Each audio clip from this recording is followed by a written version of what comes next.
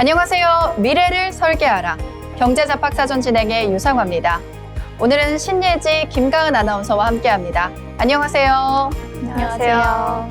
네, 그동안 긴 연휴였는데요. 잘 보내고 오셨나요? 네, 잘 보내고 왔습니다. 네, 긴 연휴 동안의 미 증시 상황은 어땠는지 한번 살펴보겠습니다. 지난 미국 증시는 도널드 트럼프 대통령의 대중국 고율 관세 부과 경고 속에 투자 심리가 위축되면서 일제히 하락 마감했습니다. 트럼프 대통령은 자신의 SNS를 통해 중국의 히토류 수출 통제 움직임을 강하게 비판하면서 2주 뒤 열리는 에이펙 회의에서 시진핑 주석과의 만남을 재고할 수 있다고 밝혔는데요. 이 발언으로 인해서 미중 간 무역 갈등이 재점화가 됐습니다. 그러면서 최근 급등했던 기술주 중심으로 매도세가 확산이 됐고요. 특히 반도체와 전기차 관련 종목이 큰 폭의 조정을 받으면서 하락 마감했습니다. 우리가 주목해야 할 점은 이런 미중 간의 갈등이 단기적인 조정으로 끝날지 또는 장기화가 될지 하는 부분들을 주목해야 할 텐데요. 그럼 오늘의 미증시 흐름 예지 아나운서와 함께 자세히 알아보겠습니다. 네, 미증시 마감 시황 전해드립니다. 오늘 전반적으로 하락하는 흐름을 보였습니다. 다우존스 30 산업평균지수는 전장보다 1.9% 급락한 45,479.6에 거래를 마쳤습니다. S&P 500지수는 182.60포인트 하락한 6,555선에서 나스닥 종합지수는 820.20포인트 폭락한 22,204.43에 마감했습니다. S&P 500과 나스닥 지수 모두 트럼프 대통령의 관세 정책 발표 직후였던 지난 4월 10일 이후 6개월 만에 최대 낙폭을 기록한 겁니다. 도널드 트럼프 미국 대통령이 시진핑 중국 국가주석과의 정상회담 무산 가능성을 시사했습니다. 이에 중국에 대한 고율 관세 부과를 경고하자 장 막판 투자 심리가 급격히 얼어붙은 모습을 보였습니다. 다음으로 글로벌 이슈 살펴보겠습니다. 먼저 트럼프와 대중뉴스 관련 소식입니다. 도널드 트럼프 미국 대통령이 중국에 추가로 100%의 관세 폭탄을 예고하자 암호화폐 시장에서 182억 달러, 한화 약 26조 원이 증발했다고 CNN이 보도했습니다. 암호화폐 업체 코인글래스에 따르면 지난 11일 하루 동안 비트코인은 50억 달러, 이더리움은 40억 달러, 솔라나는 20억 달러 등 암호화폐 시장에서 총 182달러가 청산됐습니다. 이는 중국의 히토류에 대한 수출을 제한하자 트럼프가 100% 대중 추가 관세를 부과하고 주요 소프트웨어 수출도 금지한 데 따른 영향입니다. 미중 무역 전쟁이 격화하면서 뉴욕 증시에서 나스닥이 3% 이상 급락하는 등 주요 지수가 일제히 하락했고 암호화폐도 동반 폭락하는 모습을 보였습니다. 다음 소식입니다. 미 노동부 산하 노동통계국이 9월 소비자 물가지수 CPI 발표를 준비하기 위해 셧다운으로 무급 휴직 상태였던 직원들에게 복귀 명령을 내렸다고 블룸버그 통신이 보도했습니다. 이에 따라 셧다운 여파로 발표가 지연될 것으로 예상됐던 9월 CPI가 이달 말에 공개될 가능성이 커졌습니다. 노동부 관계자에 따르면 백악관 관리예산처는 BLS에 지시를 내려 9월 CPI 보고서를 이달 말까지 발간할 수 있도록 직원 복귀를 승인했습니다. 당초 해당 통계는 이달 15일 발표될 예정이었으나 노동부는 10월 중으로 예정된 CPI 보고서가 지연될 경우 콜라 발표 일정에도 영향을 미칠 수 있다고 밝혔습니다. 한편 셧다운으로 인해 CPI 등 BLS 통계 발표가 연기된 마지막 사례는 2013년으로 당시에는 CPI 발표가 원래 일정보다 2주 늦게 공개된 바 있습니다. 다음 소식입니다. 일본 집권 자민당이 공명당과 연립여당을 꾸린 지 26년 만에 결벌 통보를 받으면서 차기 정부 구성의 불확실성이 커지는 등 정치권의 경랑이 일고 있습니다. 지난 70년간 사실상 자민당 독주 체제를 일컫는 1955년 체제를 흔드는 정계 개편 가능성까지 거론되고 있습니다. 일본 요미우리 신문은 12일 자민당과 공명당 양당의 26년에 걸친 연립 역사의 종지부가 찍히게 됐다며 자민당으로서는 공명당과 연립여당이라는 안전장치가 사라진 대가는 크며 결정 못하는 정치에서 돌파구를 찾을 책임은 제1당인 자민당에 있다고 지적했습니다. 최대 영향력을 가진 신문사인 요미우리가 현 상황을 충격이라고 표현한 만큼 여당의 와해는 일본 정치권의 후폭풍을 몰고 올 전망입니다. 다음 소식입니다. 미국 항소법원이 연방 항소법원도 1심 법원에 이어 일리노이주 시카고에 주 방위군을 투입하려는 도널드 트럼프 대통령의 계획에 제동을 걸었습니다. 10일 현지 시간 뉴욕타임즈에 따르면 제7구역 연방항소법원은 시카고 지역에 파견된 주 방위군이 연방정부 통제하에 그 지역에 머물 순 있지만 법적 공방이 진행되는 동안 작전에 투입하는 것은 금지한다고 이날 판결했습니다. 시카고뿐 아니라 오리건주 포틀랜드에서도 주 방위군 투입이 법원 제동이 막힌 가운데 트럼프 대통령이 최후의 수단으로 내란법 발동을 검토할 수 있다는 관측도 제기되고 있습니다. 내란법은 내란이나 폭동 등 특정 상황에서 대통령에게 국내 군사력 투입 권한을 부여하는 법입니다. 트럼프 대통령은 지난 7일 필요하면 그렇게 내란법을 발동할 것이라며 사람들이 계속 범죄에 의해 살인되거나 법원이나 주지사, 시장이 우리를 막는다면 그렇게 할 것이라고 밝혔습니다. 다음 소식입니다. M7이 전반적으로 하락하는 모습을 보였습니다. 마이크로소프트는 2.19%, 엔비디아는 4%, 5% 가까운 하락률을 보였습니다. 이 밖에 애플과 아마존도 4% 가까운 하락폭을 보였고 구글도 2% 가까운 하락폭을 보였습니다. 담배 업종과 일부 업종을 제외하면 전반적으로 모든 M7 업종들이 히트맵에서 빨간불을 켠 모습을 볼 수 있었습니다. 그럼 이어서 M7 종목별 이슈 살펴보도록 하겠습니다. 먼저 엔비디아 소식입니다. 미국 상원이 인공지능 반도체 수출을 제한하고 자국 수요를 우선하도록 하는 강력한 입법을 추진했습니다. 최근 상원은 2026년 국가 인공지능 보장접근 및 혁신법을 국방 수반권을 통합해 통과시키며 미국 반도체 기업들이 해외로 수출하기 이전에 국내 수요를 반드시 충족시키도록 의무화했습니다. 이번 법안의 핵심은 고성능 AI 칩 출하 시에 국내 기업의 우선 공급을 보장하는 내용입니다.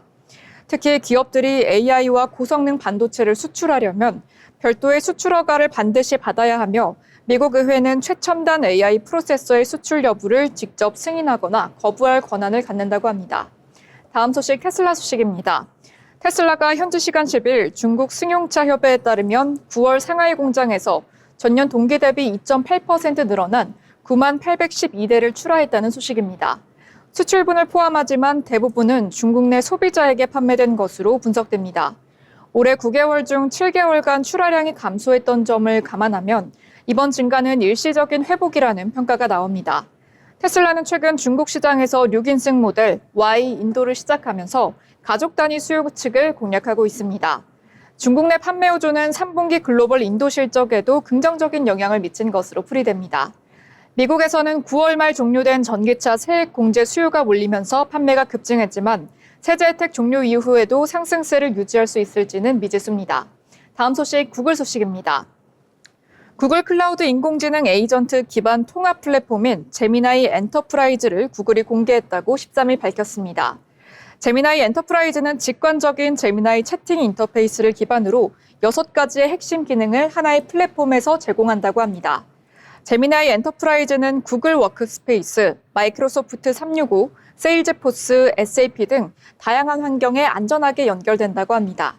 기업 중앙 거버넌스 프레임워크를 통해서 모든 에이전트의 활동을 한 곳에서 관리하고 보호하고 감사할 수 있다고 합니다. 네, 이렇게 M7 이슈 살펴봤는데요.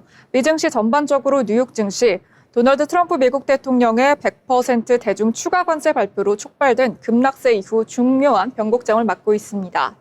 야후 파이낸스는 이것에 대해서 어닝 시즌 개막이 겹치면서 시장은 2025년 들어 가장 불안한 한 주를 앞두고 있다라고 전했는데요.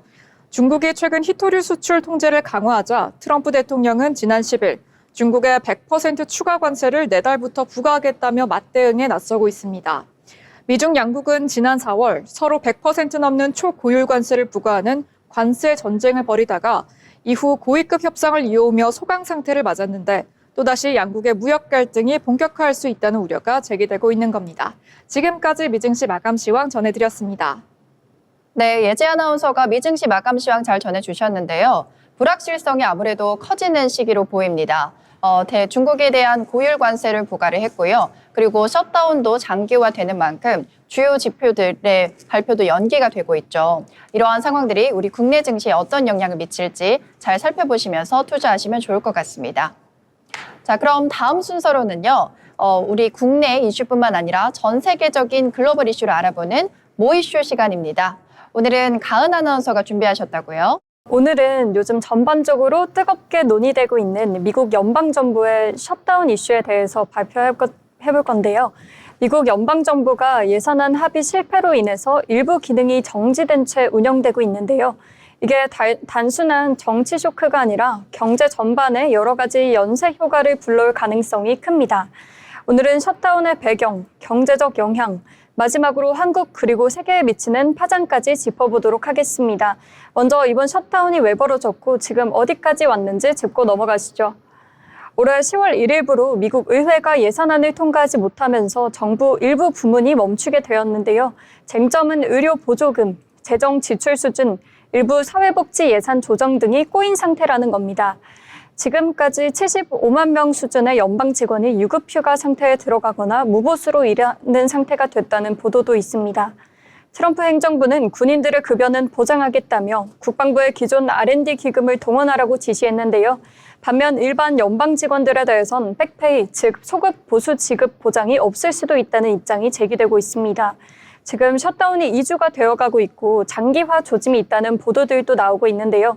이게 그냥 넘어갈 사안이 아니라 왜 위험한 신호냐면 셧다운이 길어질수록 경제 침체, 시장 불안, 국제 신뢰 문제까지 번질 가능성이 있기 때문입니다. 그렇다면 어떤 경제적인 영향이 있을까요? 우선 첫 번째로는 소비와 공급의 제약입니다. 정부 직원들의 급여를 제대로 받지 못하면 소비 여력이 줄고 지역 상권이나 서비스업 쪽 수요가 위축될 수 있습니다. 정부가 발주한 인프라 사업, 계약 사업, 허가 및 심사 업무 등은 멈추거나 지연될 거고 관련 산업들에도 타격이 클 수 있는데요. 항공운항, 국립공원 개방, 비자 발급, 환경규제 승인 등 공공서비스 쪽의 기능 저하도 현실화가 되고 있습니다. 두 번째로는 거시적 수치의 영향입니다. 일부 경제 분석가들은 셧다운이 매주 GDP를 0.1%에서 0.2%포인트 깎을 수 있다고 보도했는데요. 또한 정부 통계 발표 자체가 차질을 빚고 있는 상황이라서 고용지표나 물가지표 등의 발표가 지연되면 금융시장, 정책적 판단이 흔들릴 수 있겠습니다. 마지막은 신뢰도 및 신용도 리스크입니다. 정부 기능이 마비되는 모습이 잦아지면 미국의 제도적 안정성에 대한 신뢰에 타격이 있을 수 있습니다.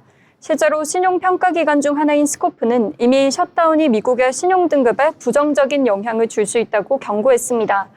다음은 이번 미국 연방정부의 셧다운이 한국과 세계에 주는 영향에 대해 알아보도록 하겠습니다. 미국 경제는 세계의 중심축 중 하나이기 때문에 여기서 발생한 충격은 한국 및 세계 경제와도 연결되는데요. 미국의 수요가 둔화하면 한국의 주요 수출 품목, 반도체나 IT 제품 쪽 수요가 줄어들 가능성이 있습니다. 또한 금융시장에도 영향을 주는데요. 미국 국채금리, 달러 환율 변동, 글로벌 투자 흐름 등이 요동칠 수 있고 신흥국 리스크 프리미엄도 높아질 수 있습니다. 이런 셧다운에 대응할 수 있는 정책 포인트에는 어떤 게 있을까요? 우선 한국 정부와 기업은 미국 리스크를 변수로 삼아서 수출 다변화 전략을 세울 수 있습니다. 또한 금융당국은 환율 및 채권 시장의 변동성에 대비해서 체계를 강화할 필요성이 있습니다. 기업들은 장기 계약이나 정부 계약 중심 사업의 리스크도 점검하는 것이 좋겠습니다. 마지막으로 외교 및 무역 협상에서 미국의 리스크를 반영한 대응 전략을 잘 구축해두는 것이 필요해 보입니다. 네, 지금까지 미국 정부 셧다운에 대한 이슈 잘 들었습니다. 무엇보다 셧다운이 장기화가 되면 지금 CPI나 주요 지표들의 발표가 장기화 늦어지고 있는 만큼 이러한 소비 공급에 대해서도 안 좋은 영향을 끼칠 것 같은데요. 하루빨리 미국의 셧다운이 해결되길 바라는 마음입니다. 자, 그럼 이어서 오늘 국내에 어떤 이슈들이 나왔는지 알아보는 뉴스 브리핑 시간 가지겠습니다. 이번에도 예지 아나운서가 준비하셨다고요?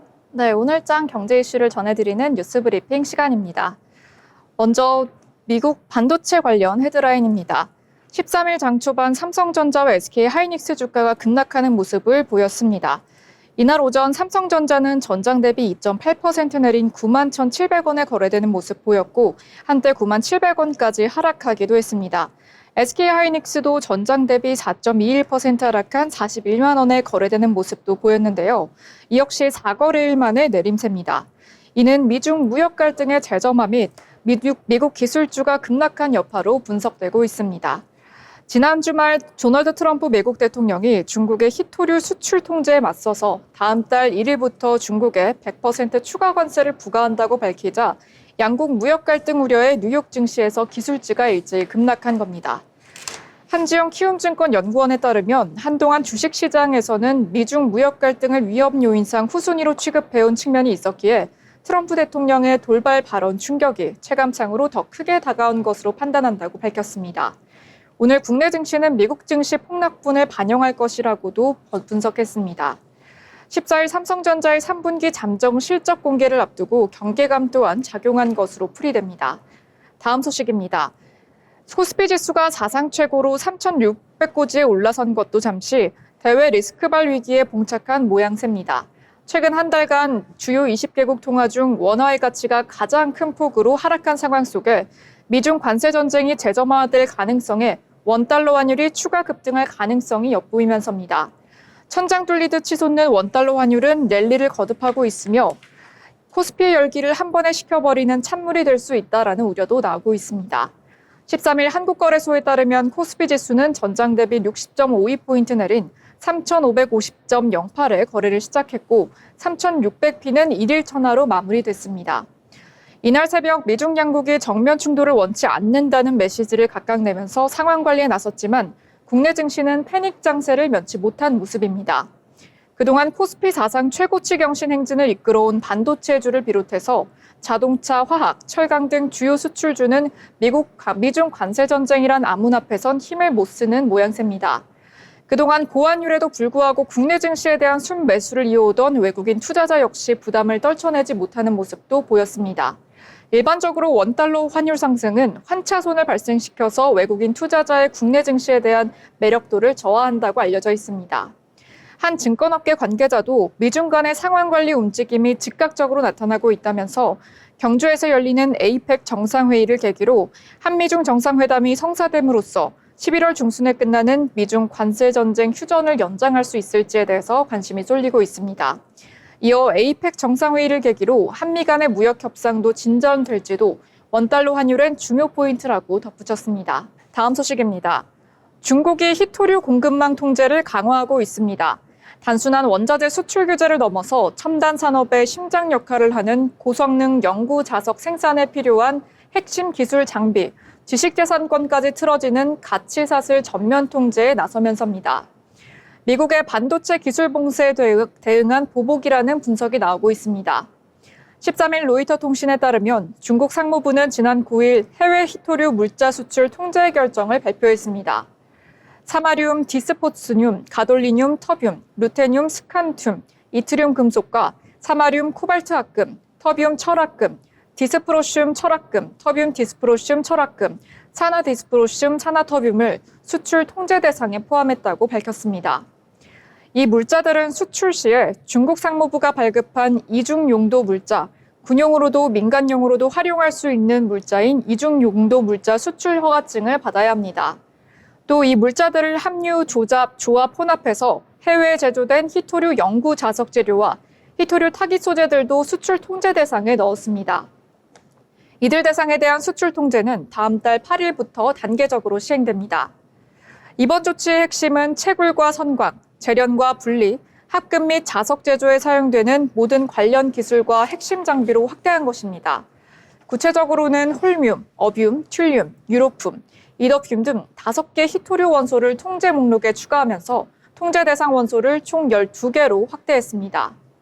이는 2010년 일본과의 센카쿠 열도 분쟁 당시 사용했던 수출 쿼터 축소와 같은 물량 통제 방식보다 강도가 강하다는 평가입니다. 당시 조치가 일시적인 가격 급등과 공급 충격을 유발했다면 이번 조치는 서방이 독자적인 히토류 공급망을 구축하려는 시도 자체를 원천적으로 방해하고 지연시키려는 장기적인 목표를 담고 있다는 분석이 나오고 있습니다.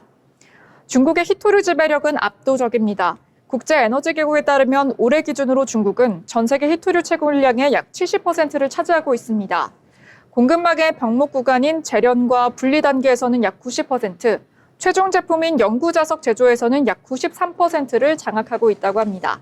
지금까지 뉴스 브리핑 전해드렸습니다. 네, 오늘 소식 요약해보자면 크게 두 가지 키워드가 떠오를 것 같은데요. 먼저 대외 리스크발 위기, 그리고 두 번째로는 중국의 히토류 수출 통제입니다. 이로 인해서 우리나라 증시뿐만 아니고 미국에서도 큰 영향을 받고 있죠. 그래서 대외 리스크발 위기가 하루빨리 해결이 돼서 우리 국내 장에도 하락했던 장이 다시 올라오기를 바라는 마음입니다. 미래를 설계하라. 경제잡학사전에서 그 해답을 찾으실 수 있습니다. 본 방송에서 제공되는 정보는 투자 판단에 대한 조언일 뿐 해당 종목의 가치 또 상승 또는 하락을 보장하지 않습니다.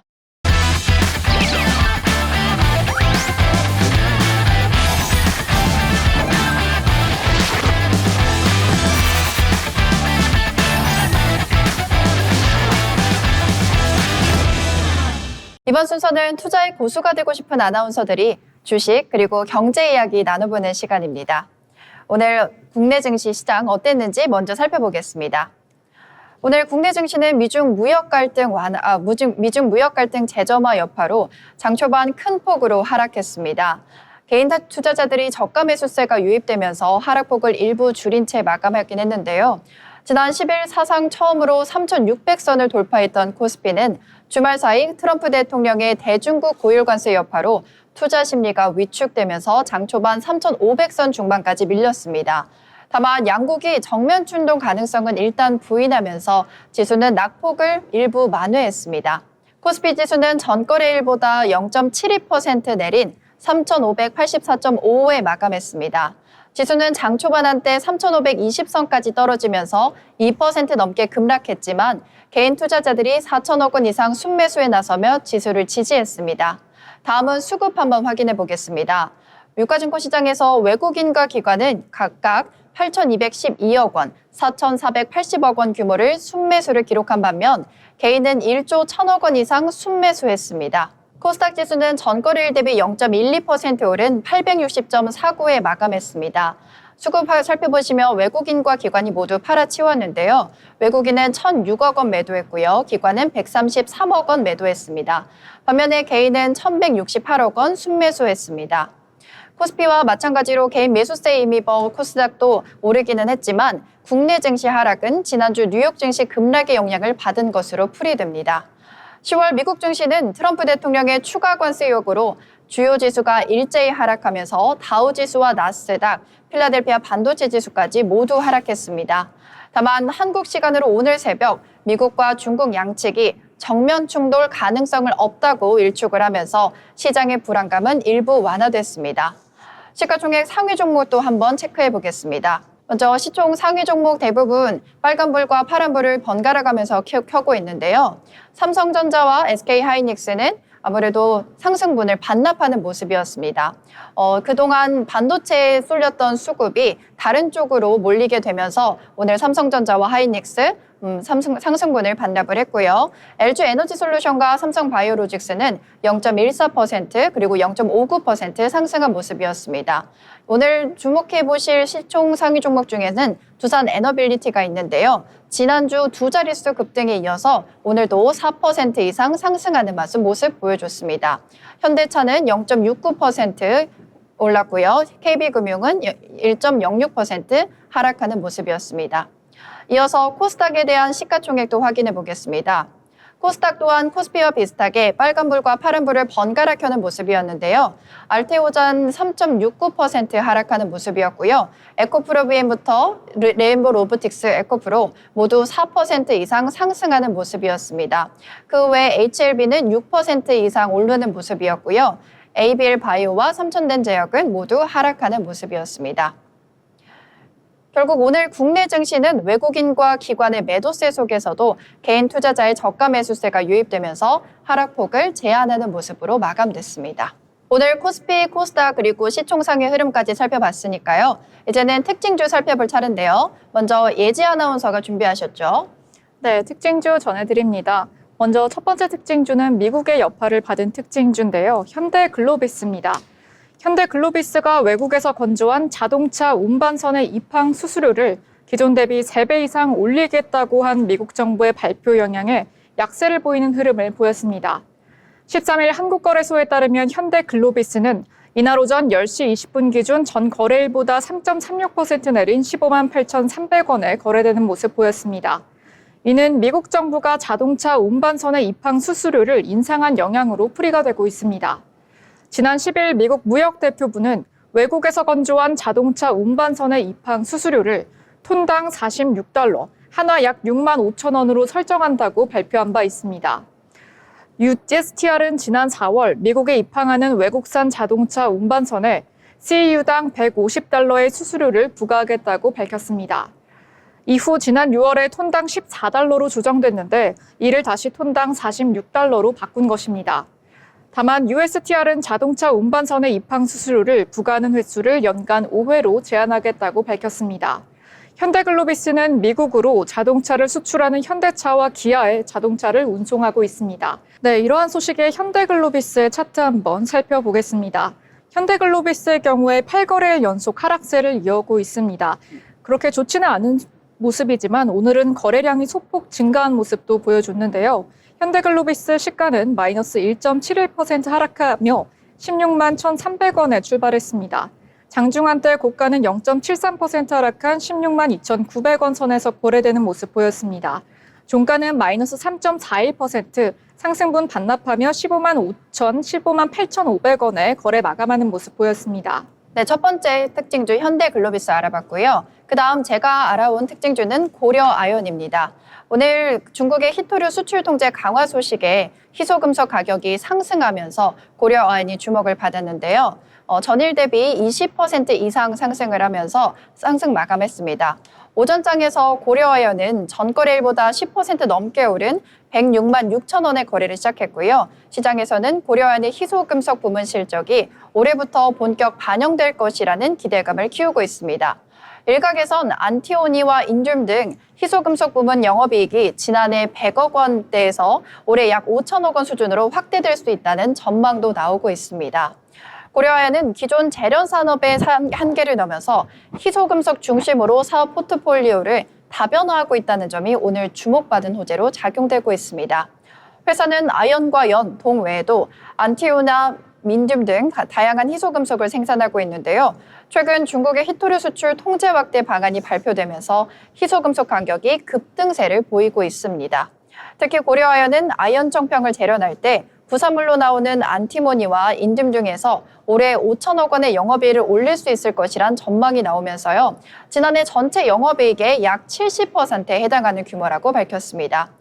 중국의 수출 통제 이후 안티모니 가격은 작년 1월 톤당 13,300달러에서 이달 8일 기준 5만 1,200달러로 약 285% 상승했습니다. 또한 고려아연의 안티모니 회수율도 과거 60%대에서 최근 85%까지 올라간 것으로 전해졌는데요. 이는 90% 수준으로 끌어올리는 것을 목표로 하고 있습니다. 이처럼 회수율 상승과 가격 급등이 맞물리면서 희소금속 부문은 고려아연의 효자 역할을 하고 있습니다. 안티모니는 탄약, 미사일, 난연제 등 산업 전반에 폭넓게 써있는 소재로 알려져 있습니다. 고려아연은 앞으로도 희소금속 주요 확대에 대응하기 위해 관련 투자를 이어가고 있습니다. 회사 측은 1,400억 원을 투입해 게르마늄 신공장을 건설 중인데요. 게르마늄은 적외선 감지기, 열화상 카메라, 야간 투시경 등 방위산업 핵심 소재로 사용됩니다. 회사는 오는 2028년부터 연간 10톤 규모의 고순도 게르마늄을 생산할 계획입니다. 중국발 수출 규제 강화로 희소금속 시장이 요동치는 가운데 고려아연이 새로운 성장 동력으로 희소금속 산업을 본격 확대하고 있습니다. 네, 여기까지 고려아연에 대해서 살펴봤고요. 이어서 특징주 또 살펴보겠습니다. 네, 이번 특징주는 중국과 관련된 특징주입니다. 바로 유니온 머티리얼즈인데요. 중국이 히토류 수출 통제에 나서면서 관련 테마주가 상승하는 흐름을 보였습니다. 10일 오전 9시 38분 유니온 머터리얼은 전거래일 대비 상승하는 흐름도 보였고요. 오늘 역시 상승세를 이어갔습니다. 전날 중국의 히토류 수출 통제를 강화한 영향으로 풀이가 되고 있습니다.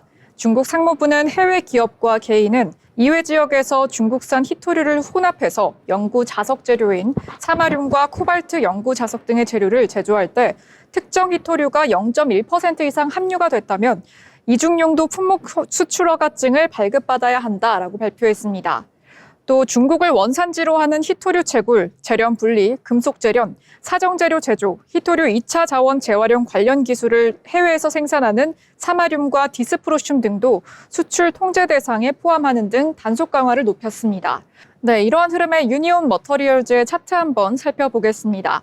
유니온 머터리얼즈는 오늘 다행히 중국과 관련된 소식에도 불구하고 양봉을 그리는 모습을 보였습니다.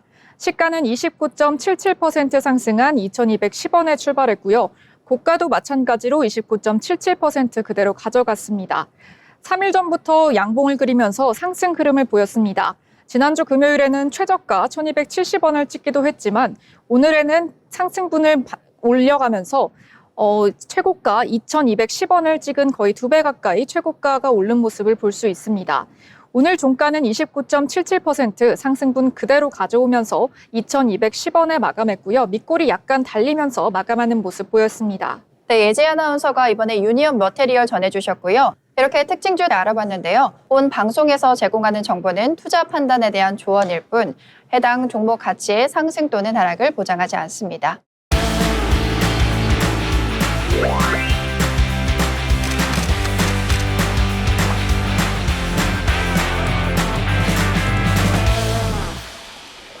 이번엔 전국의 전시, 축제, 핫플레이스를 소개해드리는 어디 갈까 시간입니다. 오늘은 김가운 아나운서와 함께하겠습니다. 안녕하세요. 안녕하세요. 네, 오늘은 어디로 떠나볼까요? 네, 오늘은 전라북도 정읍, 이 구절초 꽃축제 현장으로 가볼 건데요. 앵커님들 평소에 꽃길 걷는 거 좋아하시나요? 너무 좋아합니다. 저도 좋아합니다. 아, 네. 저도 선선한 바람과 함께 꽃대 사이를 걷는 느낌을 참 좋아하는데요. 오늘은 그 정취를 제대로 느낄 수 있는 축제에 대해서 이야기해 보도록 하겠습니다. 바로 제18회 정읍 구절초 꽃축제입니다. 네, 이름만 들어도 굉장히 설레는데요. 어떤 축제인지 소개해 주실 수 있나요? 제18회 정읍 구절초 꽃축제는 10월 14일 화요일부터 10월 26일 일요일까지 총 13일간 전라북도 정읍시에 있는 구절초 지방공원에서 열립니다. 입장료가 있고 일부 금액은 정원사랑 상품권으로 환급 또는 현장 사용이 가능한데요. 축제장 전체가 꽃동산과 소나무숲, 하천 등이 어우러지는 자연공간으로 조성돼 있어서 걷는 것만으로도 힐링이 되는 공간입니다. 이렇게 축제 중에서도 이렇게 오래 하는 축제는 또 없는 것 같은데 무려 13일이나 이어지는 축제라니 볼거리가 참 많다라는 생각이 듭니다. 네, 맞습니다. 축제는 크게 메인 프로그램과 체험 프로그램, 그리고 공연 등으로 구성되어 있고 상설 행사들도 많습니다. 그럼 구체적으로 어떤 프로그램이 있는지 조금 더 자세히 이야기해 주시겠어요? 네, 우선 축제 기간 내내 운영되는 상설 체험 프로그램에 대해서 알려드리겠습니다. 맛있는 정원, 치유의 정원, 작가의 정원, 놀이의 정원 등 다양한 테마 정원 프로그램이 있는데요. 또한 식물 이동 클리닉, 구절초 인생 네컷 포토존 등 추억을 남길 수 있는 장소들도 마련이 되어 있습니다. 이외에도 목공예 체험, 나무놀이 감성 체험, 구절초 향기 박스 만들기, 조격 체험, 페이스 페인팅 등 성인뿐만 아니라 아이까지 재밌게 즐길 수 있는 프로그램도 많습니다. 체험 프로그램 중에서도 유료 프로그램이 있는데요. 집 와이어를 탈 수 있는 하늘에서 본 정원 풍경과 꽃 열차 탑승도 즐겨보시기 바랍니다. 다음은 공연과 다양한 무대 행사에 대해서 알아보겠습니다. 우선 개막식 및 축하 공연인데요. 10월 18일 토요일 잔디광장 특설 무대에서 오후 3시부터 5시까지 진행된다고 하니까요. 참고 바랍니다. 구절초 꽃밭 음악회도 있는데요. 축제 기간 동안 매일 2회씩 꽃밭 음악회 상설 무대에서 진행됩니다. 이외에도 축제 기간 중 특정 날짜에 오페라 앙상블, 전통 줄타기, 락밴드, 표정 국악 등을 보여주는 광장 한마당 공연도 진행될 예정입니다. 또 명사 초청 토크쇼와 강연 콘테스트도 준비되어 있는데요. 19일 오후 1시에는 김영희 씨와 정범균 씨의 토크, 25일은 윤택 씨, 26일에는 최양락 씨와 팽현숙 씨 등을 모실 예정입니다. 버스킹 공연과 게릴라 콘서트도 상시로 임의 시간대에 열리기 때문에 관심 있으신 분들은 신청하셔도 좋을 것 같습니다. 네, 지금까지 콘서트와 이런 음악 관련 행사들이 정말 많은 것 같은데요. 혹시 조금 조용하게 쉴 수 있는 공간은 없을까요? 좀 꽃길을 걸으면서 쉼을 경험하고 싶은 분들도 좀 있을 것 같은데요. 네, 축제에는 여유로운 프로그램도 있는데요. 체험하시다 보면 잠시 쉬어가고 싶을 때가 있잖아요. 꽃 군락지 사이를 걸으며 자연에 녹아드는 체험이 가능한 꽃길 산책과 정원 산책이 있습니다. 또 또 꽃멍, 정원멍 공간도 있는데요. 이곳에선 아무 생각 없이 꽃을 바라보고 숲속에서 느긋한 시간을 보내실 수 있습니다. 또 다양한 테마 포토존과 구절초 이야기 전시 등 전시관도 있어서 걷는 중간중간 멈춰서 사진을 추억으로 남기고 전시도 감상할 수 있습니다. 네, 저는 꽃멍, 정원멍 이런 이야기 들으니까 제목이 너무 트렌디해가지고 정원멍 한번 꼭 가보고 싶습니다. 저도 비슷한 생각인데요. 평소에 저희가 꽃길을 걷는 일이 별로 없잖아요. 그래서 이런 축제에 간다면 꽃을 한껏 느끼면서 가을도 같이 느낄 수 있을 것 같아서 꽃멍, 정원멍이 가장 기대가 됩니다. 네, 그러면 혹시 입장료나 사전 예약 방법은 어떤 게 있을까요? 네, 이번 축제는 입장료가 있는데요. 성인은 7,000원, 청소년, 군인, 그리고 경로 우대자는 5,000원입니다. 입장권에는 정원사랑 상품권이 부착되어 있는데요. 이 상품권은 현금 쿠폰으로 축제장 그리고 정읍시 쌍화차 거리에 있는 찻집에서 현금으로 사용하실 수 있습니다. 성인은 상품권 4,000원, 청소년 등은 3,000원이 포함되는데요. 어린이의 입장료는 3,000원입니다. 어린이 입장료에도 정원사랑 상품권 2,000원이 포함되어 있습니다. 대부분의 프로그램은 현장 참여형이라 별도 예약이 필요가 없지만 다만 일부 유료 체험이나 인기 프로그램은 사전 예약 또는 현장 선착순 접수가 있을 수 있습니다. 네, 정말 부스가 많고 또 큰 행사일 것 같은데 이럴 때일수록 현장 배치도 빠질 수가 없을 것 같은데요. 현장 배치도를 조금 보면은 좋을 것 같습니다. 네, 행사장 배치도 보면서 이야기 나눠보겠습니다. 우선 중앙 잔디만장 광장에는 메인 무대 광장 공연 개막식을 진행합니다. 꽃밭 음악회 상설 무대는 꽃동산 한가운데 있고요. 체험 공간과 상설 프로그램 존에는 정원 체험, 전시장, 체험 공간이 마련되어 있습니다. 꽃길이 이어지는 상책로, 데크, 전망대에서는 사진도 찍고 산책하시면 좋을 것 같습니다. 오늘 방송 참고하셔서 동선을 짜면 축제장을 더 효율적으로 즐기실 수 있을 겁니다. 네, 오늘 정보 잘 들었습니다. 더 자세한 정보를 위해서 공식 채널이 있을 것 같은데요. 공식 채널 안내해 주시겠어요? 네, 구절초 꽃축제 관련 정보는 정읍시청 공식 홈페이지, 축제 추진위원회 누리집, 그리고 인스타그램을 통해서 확인이 가능합니다. 실시간 사진, 프로그램 변경 소식, 예약 안내 등이 올라오니까 참고하시면 좋겠습니다. 제18회 정읍 구절초 꽃축제는 10월 14일 화요일부터 26일 일요일까지니까요. 가을 날씨 고려하셔서 일정 계획 잘 세우시면 좋을 것 같습니다. 지금까지 어디 갈까의 김가은이었습니다. 네, 내일부터 시작되는 축제이고요. 그리고 10여일간 이어지는 꽤 긴 축제입니다. 그래서 올가을 순백의 꽃 물결 속에서 힐링과 감동을 함께할 수 있는 시간이 될 것 같습니다. 지금까지 김가은 아나운서와 함께한 어디 갈까였습니다.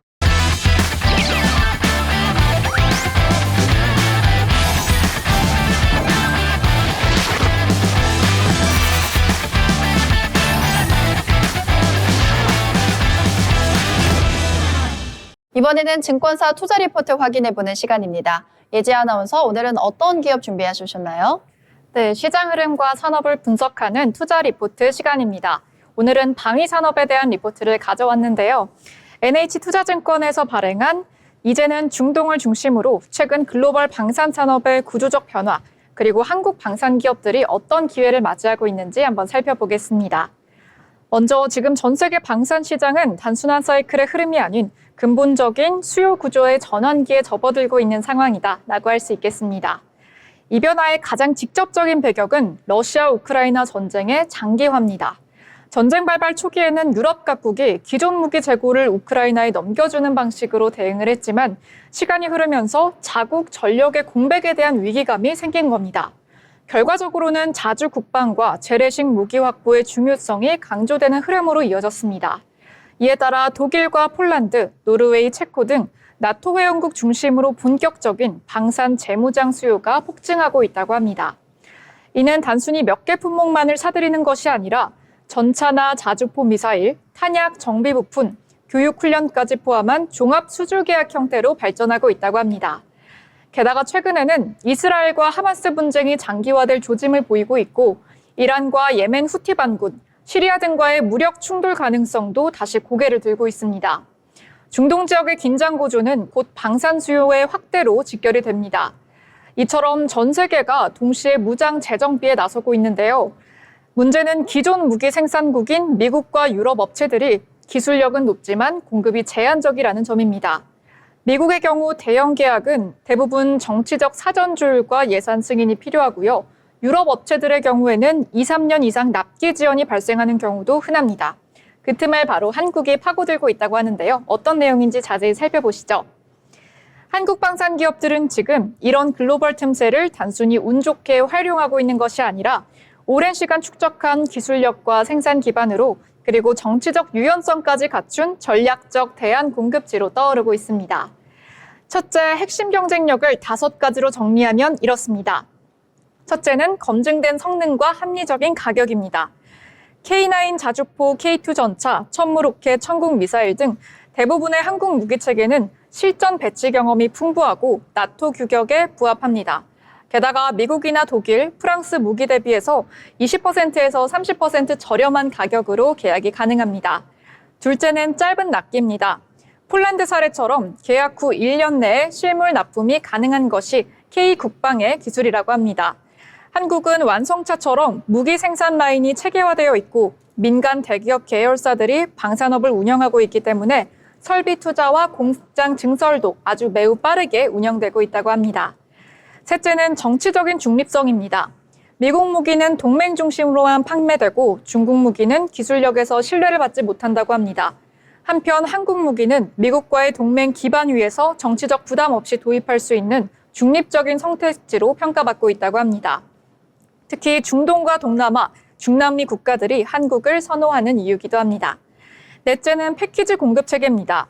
한국 기업들은 단순히 장비만 수출하는 것이 아니라 탄약과 정비, 운용 훈련, 후속 유지 보수까지 통합된 패키지 계약을 제공하고 있습니다. 이러한 전력체계 일괄 수출 모델은 중동 국가들이 가장 선호하는 방식이라고 합니다. 다섯째는 생산 확장 여력입니다. 방산업체들이 대부분 하나나 현대로템, LIG 같은 민간 대기업 계열사이다 보니 기술력은 물론이고 자금력, 운영 효율, 인력 수급 등에서 빠른 대응이 가능한 구조입니다.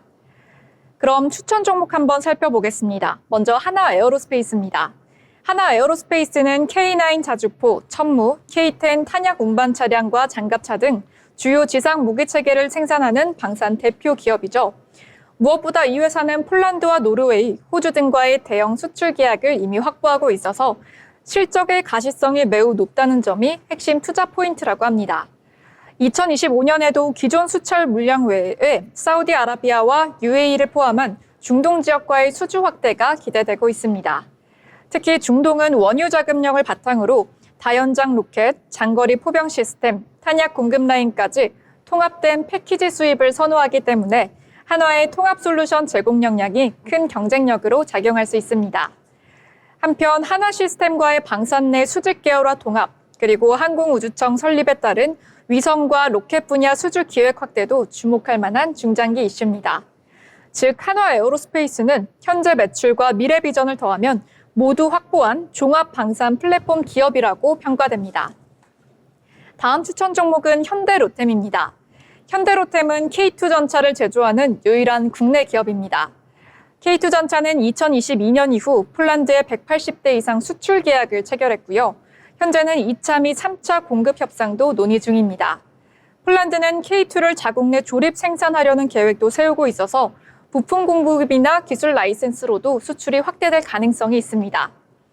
특히 K2는 독일제 레오파르트 2 전차의 대안으로 떠오르고 있는데요.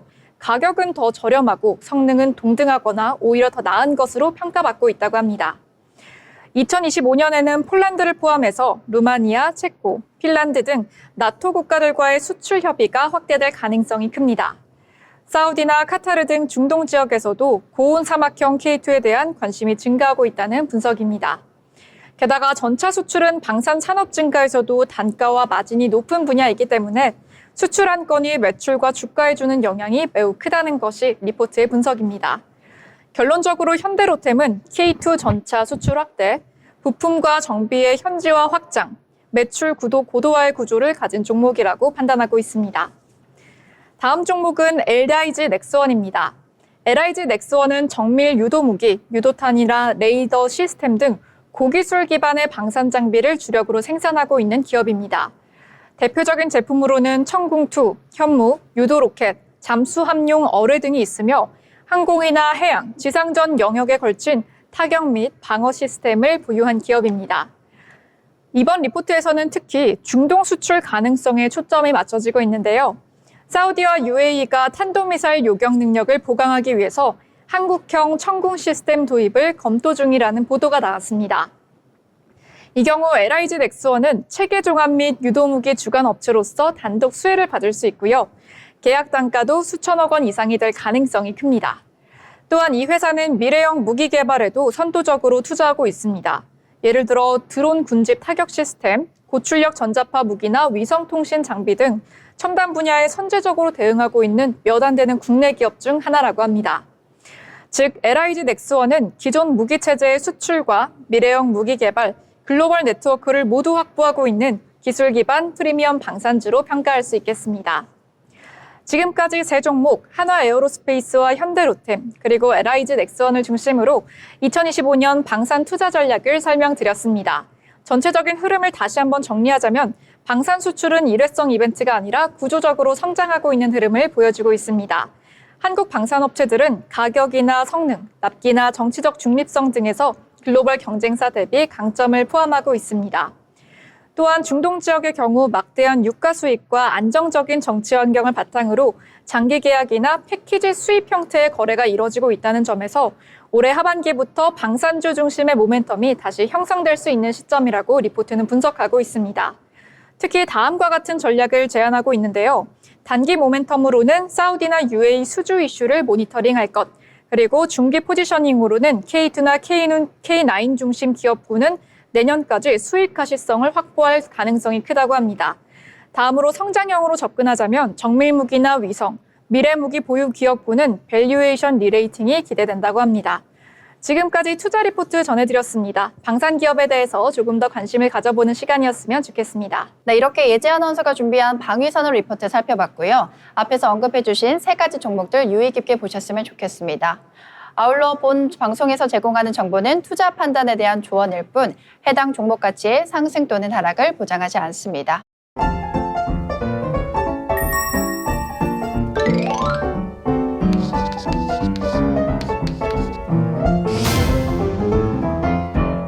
오늘 장을 한 줄로 마무리해보는 오늘의 한 줄 평 시간입니다. 오늘 장 어떻게 보셨는지 예지 아나운서부터 얘기해 주시겠어요?